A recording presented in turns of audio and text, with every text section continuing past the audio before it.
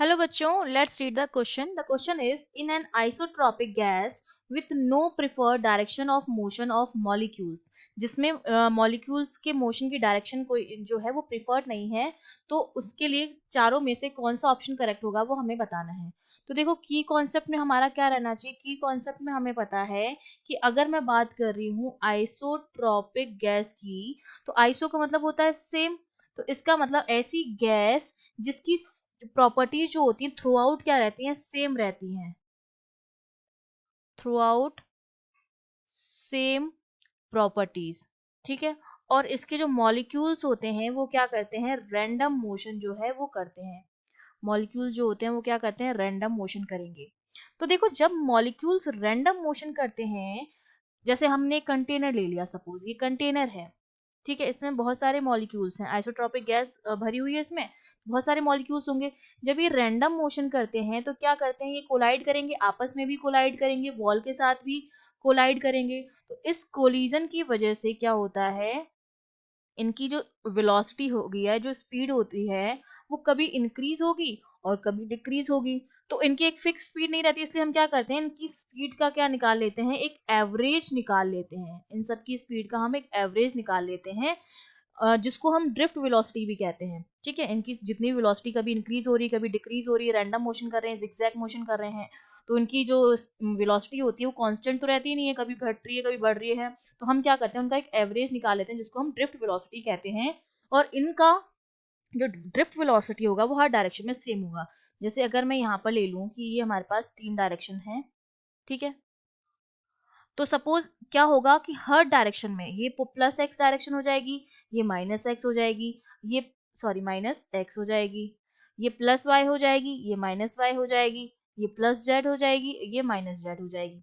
ठीक है, तो बेसिकली क्या होता है कि अगर एक्स डायरेक्शन में कोई मॉलिक्यूल मूव कर रहा है, तो हम ये मान के चलते हैं क्योंकि इतने सारे मॉलिक्यूल्स हैं, तो कोई मॉलिक्यूल होगा जो उसका काउंटर मॉलिक्यूल होगा, जो उसकी अपोजिट डायरेक्शन में भी मूव कर रहा होगा।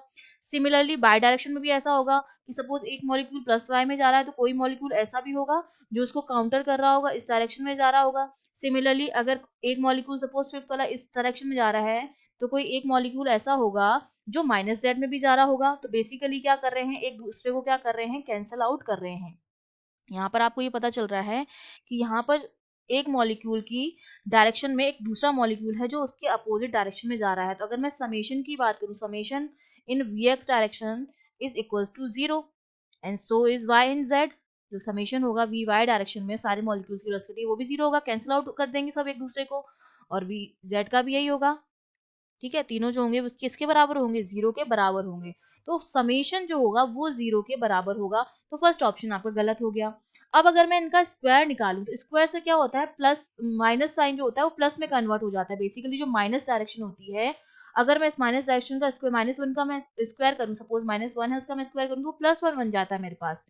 तो अगर मैं इसका स्क्वायर कर दूं, इसके समेशन का स्क्वायर कर दूं, तो अब वो जरूरी नहीं है कि वो वी वाई के क्या आएगा, बराबर आएगा।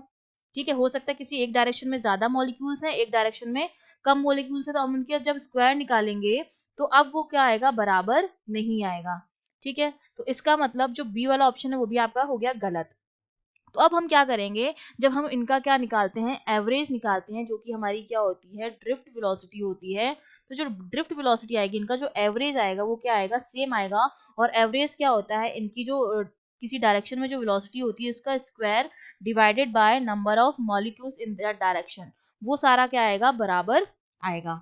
ठीक है, तो ये वी वाई जो होगा उसका square divided by number of molecules, और यही बराबर आएगा हमारा वी जेड का square upon number of molecules. मतलब जो एवरेज वेलोसिटी होगी इन सब की वो बराबर आएगी।